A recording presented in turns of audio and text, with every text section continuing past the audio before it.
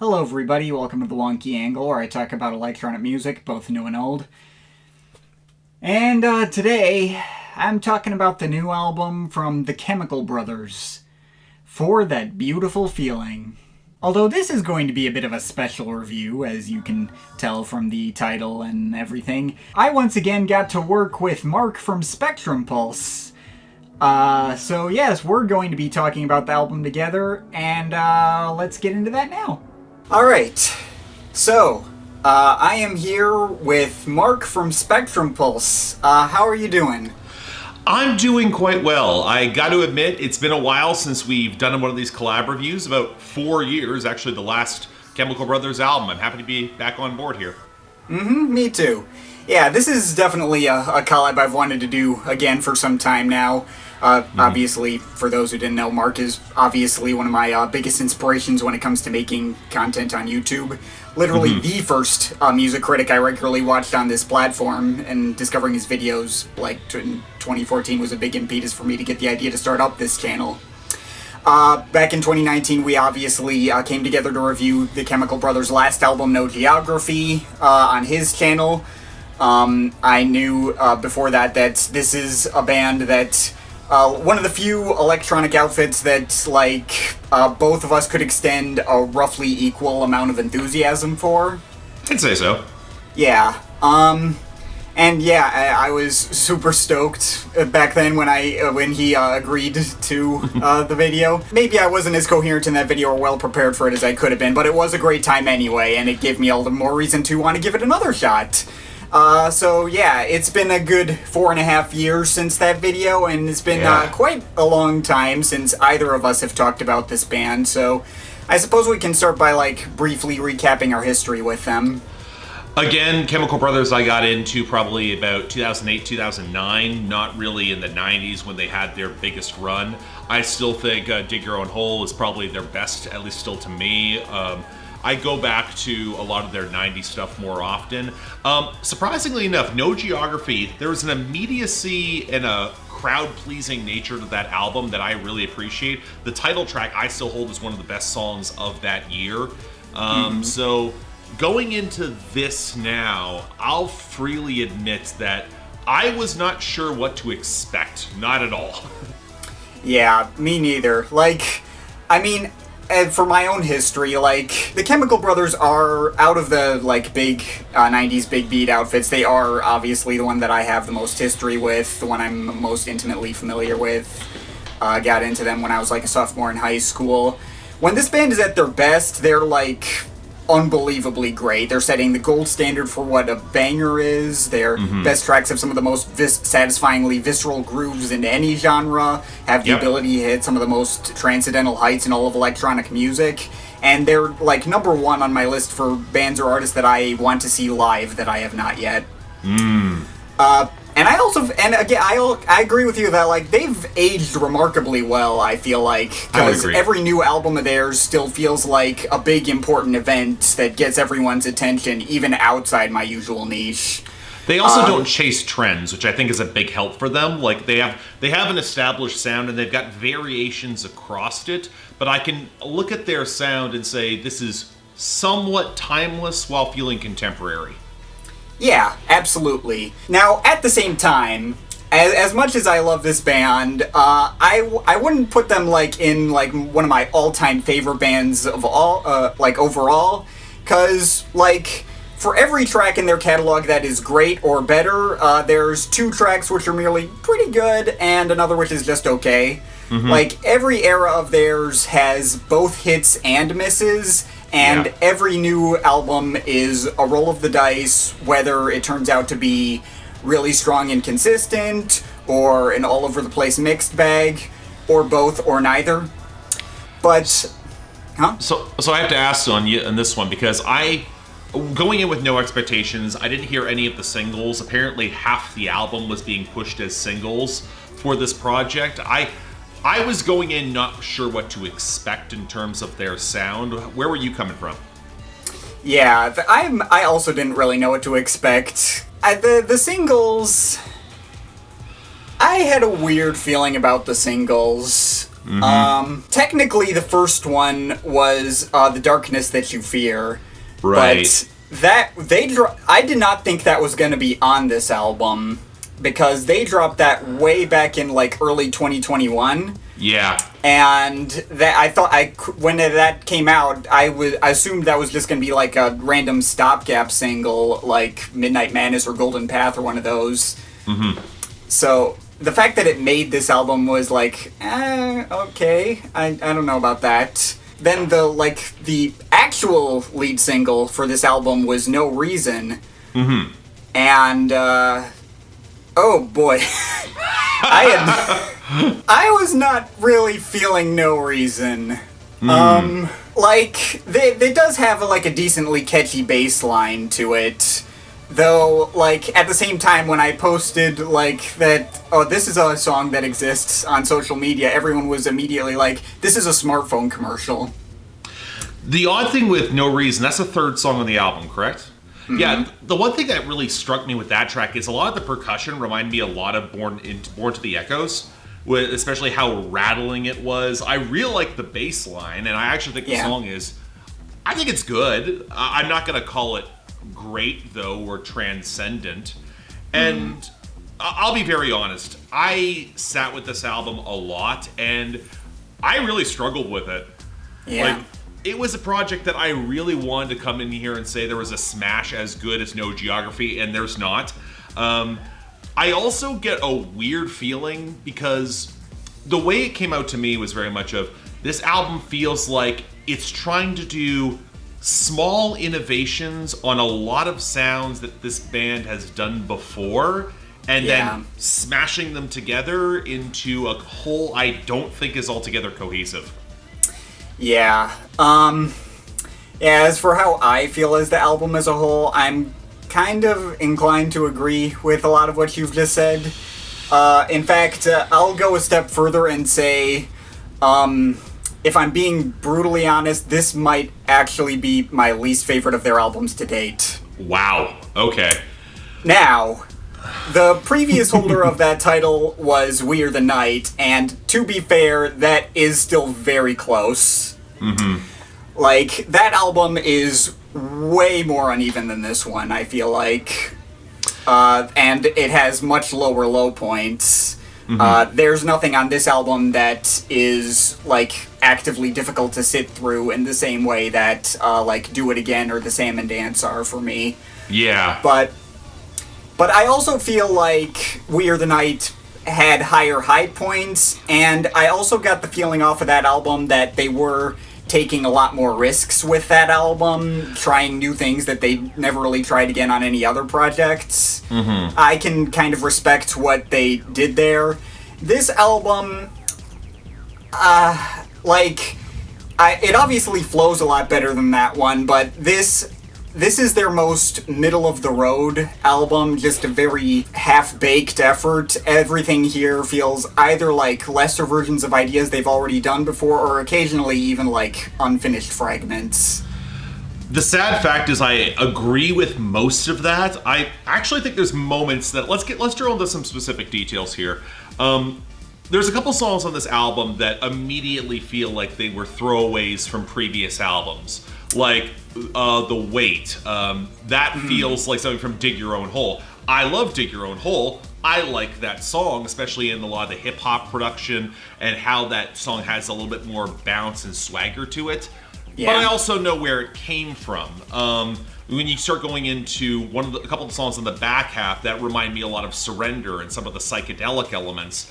But at the same time, they aren't Surrender. They're not at that tier. And then there's the song Magic Wand. That feels like just a Massive Attack song. It's trip hop. Oh, yeah. I guess I wouldn't have thought of that, but I don't listen to that much Massive Attack, honestly. But yeah, I can see where you're coming from there. It's frustrating because there's parts of this album that I'm listening to it, I get where it's trying to go, but it often feels like the hooks are a little undercooked. They don't feel like I feel like the drops especially do not have... They feel like it builds to a pretty good crescendo, but the actual drop substance itself isn't there. It's a weird situation because The production's still good. The mixes are mostly well balanced. We'll get to my issues with that a little later. But there's pieces that I wish were coalescing and hitting harder that they just aren't. Yeah. So let me ask you this. Well, like, if there was a song that you call like a standout, what would you think that would be? Honestly, the best track here for me by a long shot is The Darkness That You Fear. Really? Okay. Yeah. Like, again, I didn't think this was going to be on the album, but I am glad it's here, because without it, this would be the first Chemical Brothers album to not have any tracks that I thought were great. Like, it does feel like a big, heartfelt moment for the album. And it was also, like, it did feel like an especially meaningful moment for them, because they dropped it back when the pandemic was still on. Yeah. They'd, like, have a reminder to not give up hope and stuff like that. I think there's a lot of good melodies to it. This new album version, the Harvest mix, it's pretty neat. It's neither better or worse than the original single version. I feel like there is a bit more punch to the drop than the original, although there's also a lot more like synthetic guitars and stuff. Mm-hmm. So, and that track also has like this one like kind of plinky keyboard riff that doo-doo-doo-doo kind of in the background that I have definitely used that in my own music before. I have the file on my computer for that. That's the other exasperating thing. There is some elements of some of these tracks that feel distractingly inorganic in ways that a Chemical Brothers album shouldn't. I go to the synths on Goodbyes that are so blaring and so loud, almost oppressively so. And like the backing vocals are trying to be a little bit more soulful. Like it's a more oppressively hard song. And I'm like, it would sound like a banger, but the percussion isn't there to really drive it through. The synths are just overpoweringly loud and not in a good way. It's very grainy as well. Yeah. Goodbye was one of the better tracks for me here, but it does feel more complete and fleshed out than some of these other tracks. I would agree. But, at the same time, like, the soul samples on that track, there was a track by the band Odessa last year called The Last Goodbye that kind of used soul samples in a similar way, and it kind of reminded me of that, and it's not as good as that. So, that's another thing. What do you think about the collab with Beck? Skipping Like a Stone. That is technically one of the better ones here. I'd say Skipping Like a Stone was the closest to being a favorite without being one. I really like the instrumental behind it. It's really triumphant and full sounding. I really like the choir samples in the background. But I feel like Beck's presence holds it back a little bit, because he makes the track, like, his just being there makes the track feel more like his more recent brand of, like, kind of generic radio pop. And also the tune behind it is not as good as Wide Open. Yeah, that's true. I like that song in terms of, I think the tune is pretty good, and I think Beck's presence is welcome, although he goes into his upper register a lot, and I don't know why. It's one of those situations where it's, as a song, I think it could have been transcendent, and it's not. It feels like it kind of hits a plateau, and it doesn't go further. But let's flip this around. What would you think was the worst track on the album for you? There's a lot of competition for that spot. Oh my gosh, okay. No Reason is up there, honestly. Okay. Yeah, I don't think it is the worst, because when I heard it in fuller context of the album, it didn't bother me nearly as much as when it dropped, because the transition out of Live Again is really nailed, I feel like. Yep, I would agree. However, I still, like, this is a weird thing to maybe address for a track like this, but the lyrics threw me off. Yeah. The we have no reason to live, when are they gonna kill us all? That is, like, the exact opposite of the ethos they've been pushing for their entire career. That just had me like, are y'all doing okay? What?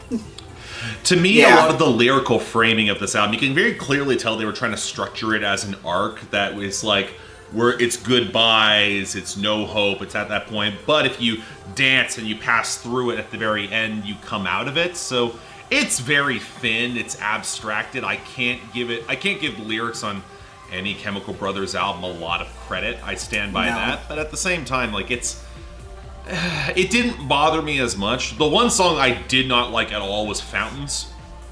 Fountain, okay. With all the chipmunk effects, some of that's just me. I think that a lot of the transition coming out of Goodbyes isn't exactly well handled. It feels very wonky in ways I don't find interesting, and a lot of the synths felt very chintzy to me there. Yeah, I didn't mind Fountains that much. Like, I mean, there's like a decent groove to that sometimes, but also like the guitars on that one could just sometimes be a little annoying depending on the listen. It's a track that exists. Other tracks that I was not crazy about, I feel like right at the end they kind of started to really drop the ball too, though. Yeah. Like, I was not a fan of Feels Like I Am Dreaming. Nope. That hook was really annoying, and the build-ups and payoffs were just kind of there, and it's basically a worse goodbye. I would agree with that. I think that song, it got very stale very quickly. And that's the last thing I want to say about a Chemical Brothers song, because they're so good at crescendos. I think the album ends very badly. A song I really did not like was the closer. Okay, maybe this is me being spoiled with so much good ambient music, but when I hear I hear them trying to do a very ambient fade out, and they try to bring in a bunch of blockier guitar patches that slide in, and it feels very clunky in a way a Chemical Brothers album should not sound clunky. Not like that. Yeah. The closer and title track on this thing, I think that might be my least favorite here, because it is just so limp and underwhelming as a finish. It barely does anything but repeat the title over and over, and like there's one part that almost builds up to something, and then they just leave it hanging without paying it off. It's easily the weakest album closer they've had.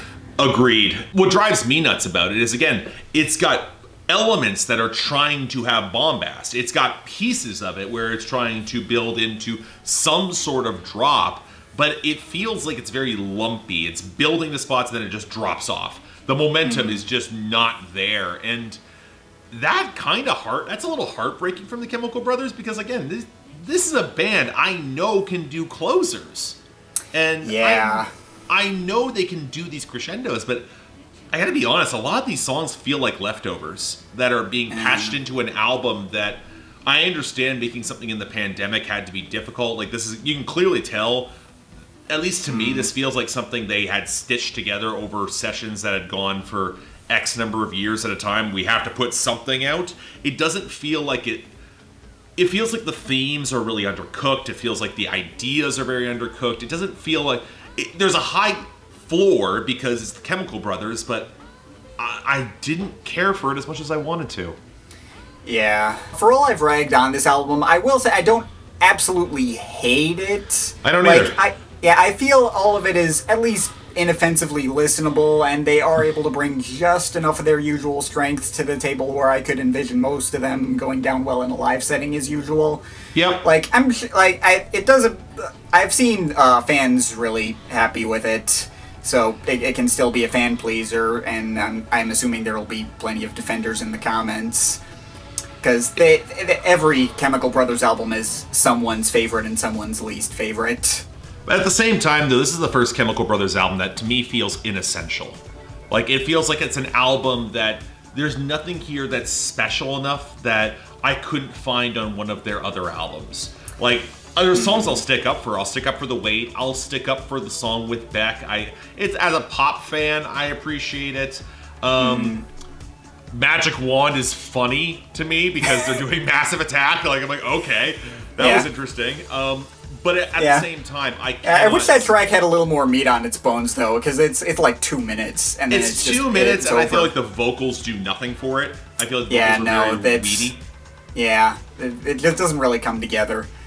Yeah, but this album is not the worst thing ever, but No, not by any yeah, means. like, but it still feels very phoned in, like a contractual obligation. If I didn't know any better, I would have thought that like their label gave them a deadline before they were ready for it. I don't think that's. It's tough to say. The Chemical Brothers have been around they have enough clout that they shouldn't have to be beholden to that. So I honestly don't know with this one. Again, I think the fans are going to like this, but I think it's also giving the fans everything they want.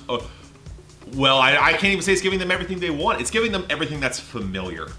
Yes. Yeah, but like even albums like We Are the Night, that never struck me as like low effort or bland. They were trying to do something there, even if it's kind of hard to tell what. Yeah. Like I still feel like I'm more likely to return to that album's high points, and I don't really see myself coming back to anything from this album besides maybe The Darkness That You Fear or maybe Live Again. That's fair. Do you give scores, or how would you score this? Yeah, I do still give scores. It's like, yeah, in their generic promo talk while announcing the album, they said that the idea behind it was to really make their audience feel something, which in itself doesn't really mean anything coming from them, because they do that on every album, but is funny to note because making me feel something is something they straight up failed to do. And I am overall feeling a solid 5 out of 10 on it. I'm a little more positive. I think I'd probably go with a solid 6.